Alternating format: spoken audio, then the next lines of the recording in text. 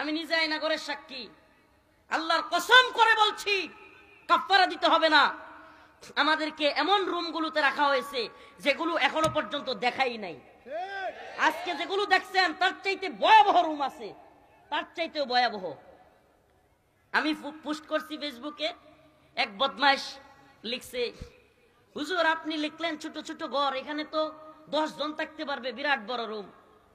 এরা এক একটা শুয়ের মতো চুকায় চুকায় খালি পয়েন্টে পয়েন্টে ভুল ধরার চেষ্টা করবে। আরে বেটা, যেই রুমে নিয়ে নির্যাতন করতো আর যেই রুমে সার্বক্ষণিক রাখতো, দুইটা এক রুম না। দুইটা কি না? এক হাত বাই দেড় হাত এতটুকু কবরের মতো যেই রুমগুলোতে, এই যে টেবিলটা যেমন দেখতেছেন না, টেবিল, এই টেবিলটা এখান থেকে ওই যে লোকটা, ওই ক্যামেরা এতটুকু লম্বা, ছবিগুলো ভাইরাল হয়েছে, পারলে দেখিয়েন।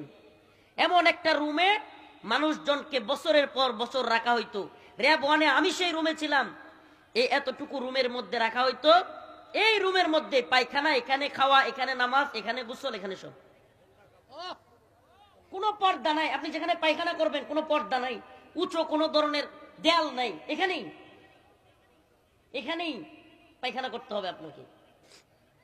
আল্লাহর কসম করে বলছি, তবু এই আওয়ামী লীগ জাহেলরা, এই জালেমরা এখনো পর্যন্ত এগুলোকেও মিথ্যা বলতেছে। কত বড় নির্লজ্জ আর বেহায়া এদের প্রতি! কি করবেন আপনি এদের প্রতি আফসোস করা ছাড়া? আল্লাহ পাক বলেছেন, খতামাল্লাহু আলা কুলুবিহিম, আল্লাহ এদের অন্তরে সিলমোহর মেরে দিয়েছে। ওয়া আলা সামঈহিম, এদের কানের মধ্যে আল্লাহ সিলমোহর মেরে দিয়েছে। ওয়া আলা আবসারিহিম, এদের চোখের মধ্যে আল্লাহ সিলমোহর মেরে দিয়েছে। এরা দেখেও দেখবে না, শুনেও শুনবে না। অনেক ভুক্তভোগী, আমি তো শুধু নিজে দেখছি এমন না, অনেকের সাথে কারাগারে গিয়ে কথা বলছি। অনেক ভুক্তভোগী, একটা চেয়ার আছে, এটাকে বলে ইলেকট্রিক শক। চেয়ারের নাম কি? ইলেকট্রিক শক দেওয়া হয়। এই চেয়ারের মধ্যে যাদেরকে বসায়া চেয়ার দেওয়া হয়েছে, আমার অনেকের সাথে কথা হয়েছে, অনেককে দেখেছি এই চেয়ারে শর্ট দেওয়ার কারণে সুস্থ স্বাভাবিক একটা মানুষ, অনেক জ্ঞানী বিচক্ষণ মানুষ কারাগারের ভিতরে পাগল হয়ে গেছে। জাহাঙ্গীর ভাই, আমি নাম বলি, কাশিমপুর কারাগার 2-এ আমাদের সাথে ছিল জাহাঙ্গীর ভাই নামে একটা লোক। এই আল্লাহর বান্দা অনেক জ্ঞানী মানুষ ছিল, বিচক্ষণ মানুষ। যখন ভালো থাকতো কোরআন তিলাওয়াত করতো, যখন ভালো থাকতো মানুষকে সুন্দর নসিহা দিত, নামাজ পড়তো, এখানে দাগ আছে কপালে। কিন্তু যখনই ওই যে ইলেকট্রিক শর্টের পেইন, ভিতর থেকে আবার সে আঘাত বা ব্যথা শুরু হইতো, পাগল হয়ে যেত, যারে তারে গালি দিত, লাথি মারতো, হসপিটালে নিয়ে বাইন্দা রাখতে হইতো তারে। আমি নিজের চোখে দেখছি। আমার পাশের রুমের কুকন ভাই, বাড়ি ওই বরিশালের ওই সাইডে, কুকন ভাই নাম, এই ইলেকট্রিক শর্টের কারণে পাগল হয়ে গেছে। আমার সামনে মানুষটা মারা গেছে, আমার পাশের রুমে। কুকন ভাই চিৎকার করতে করতে দেয়ালের ওই আপনার লোহার যে শিকগুলো আছে, এই কুকন ভাই ইলেকট্রিক শর্ট দেওয়ার পরের থেকে কারোর সাথে কথা বলতো না, নিজে নিজে কথা বলতো। পানি নিতে যাইতো, পানি নিতে গিয়া কুকন ভাই এমন করতো। আমার সাথে কাশিমপুরে থাকা সবাই সাক্ষী, এমনকি একজন বড় সাক্ষী আছে, কয়েকদিন আগে 16 বছর পর তিনি মুক্তি পেয়েছে, আব্দুল সালাম পিন্টু আঙ্কেল, সাবেক বিএনপির মন্ত্রী, শিক্ষামন্ত্রী ছিলেন টাঙ্গাইলের। উনিও ছিলেন ওই পাশের রুমে। আমরা সাক্ষী, ওই কুকন ভাই কারোর সাথে কথা বলতো না, একা একা কথা বলতো। কুকন ভাই কি করতো জানেন? পানি আনতে গেলে বলতো, পানি আনছে আনছি, গেছে গেছি, খাইছে খাইছি, এমন করতো সারাদিন। তারা নিয়ে সবাই মজাও করতো, মানে নিজে নিজেই কথা বলতো। পানি আনতে গেলে কাউকে ধরতে দিত না তার পানিতে। এমনকি যেই ট্যাপ থেকে সে পানি নিত, ওই ট্যাপটা সাবান দিয়া ধুইতো। আরে কে কারে বোঝায়? ওই ভিতরে সাবান দিয়া, এই প্রতিদিন সাবান দিয়ে আবার তার ইয়ার্ডারে ধুইতো, মানে যেই বোতলটা। এখন বোতল ধুইলে কিন্তু সাবানের পানি গন্ধ হয়, কিন্তু হ্যাঁ এটা কোনো কিছু না, সে এটারে প্রতিদিন ধুইবেই। যদি খালি একবার তার বোতলে শুয়ে দিচ্ছেন, আবার 5 বার ধুইবে, আবার ওই ট্যাপ আবার 10 বার ধুবে, এরকমই করতো সারাদিন। আর নিজে নিজে কথা বলতো, দোয়া হইছে হইছে, খাইছে খাইছি, গেছে গেছি, এরকম করতো।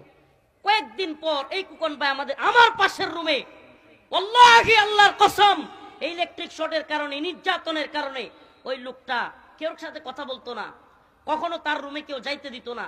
কিন্তু তার এমন অবস্থা হয়েছে, এই রুমের ভিতরে দেয়ালের রডগুলো দইরা দইরা চিৎকার এমন করতেছিল। আমি পাশের রুম থেকে শুনতেছিলাম, কাঁপতেছে তার শরীর। জীবনে কোনোদিন কারোর সাথে কথা কয় না, কিন্তু ওই দিন, ওই রাত্রে যেদিন মারা যায় খোকন ভাই, ওই দিন ডাকতেছিল, চিৎকার করে করে। কাশিমপুর কারাগার 2, 60 সেল পূর্ব, রুম নাম্বার, আমার নাম্বার ছিল 39 নাম্বার রুম সহ বলতেছি। এই বদমাশগুলো, এই নির্লজ্জগুলো এরপরেও হাসিনা এবং আওয়ামী লীগের পক্ষে কথা বলবে, এরপরেও। কারণ এদের লজ্জা নাই, এরা বেহায়া, এরা নির্লজ্জ। আল্লাহ আমাদেরকে কি বলবো, আল্লাহ এদেরকে ফিরে আনুক, এদেরকে হেদায়েত দান করুক।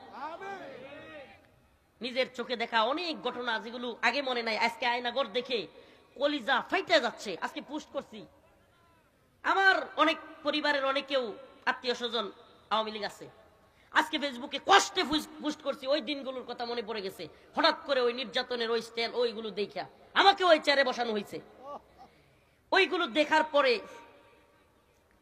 আজকে ফেসবুকে পোস্ট করলাম, আওয়ামী লীগ যারা করবে, এখনো পর্যন্ত ওই জালেমদের পক্ষ যারা নিবে, এখনো পর্যন্ত যারা এই গুম খুন গণহত্যা নির্যাতন নিপীড়ন আলেমদের উপর জুলুম, আলেমদেরকে নির্যাতন করে ফাঁসি দিয়ে মেরে ফেলা, আলেমদের দাড়ি ধরে টেনে হিচড়ে নিয়ে যাওয়া, এত জুলুমের পরেও এদের আমি ব্যক্তিগতভাবে আমি সিদ্ধান্ত নিয়েছি এদেরকে বয়কট করার। সমাজে আমি বলি, আপনারা সামাজিকভাবে এখনো পর্যন্ত যারা তওবা করে ফিরে আসবে না, এদেরকে সামাজিকভাবে বয়কট করুন। এদের বিবাহ দিতে যাবেন না, এদের সাথে সন্তান বিয়ে দিবেন না, এদের জানাজায় পর্যন্ত শরীক হবেন না।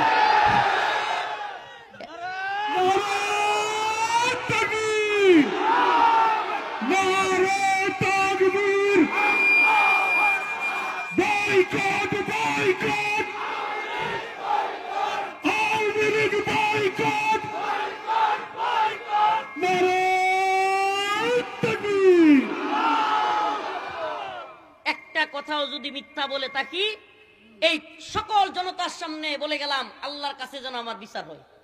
আর কি বলবো, আর কি বলবো? আল্লাহ, আপনি আমার বিচার করিয়েন যদি কোনো কথা মিথ্যা বলে থাকি। আমি নিজে একজন রাজ সাক্ষী, আমি নিজে ছিলাম, আমি নিজে ভুক্তভোগী। র‍্যাব 1 গুলো আরো নৃশংস। আমি চিৎকার করে করে পাশের রুম থেকে মানুষের আওয়াজ শুনতাম, কান্নার আওয়াজ, আমি নিজে শুনছি। আল্লাহি কসম, আল্লাহর কাফারা দিতে হবে।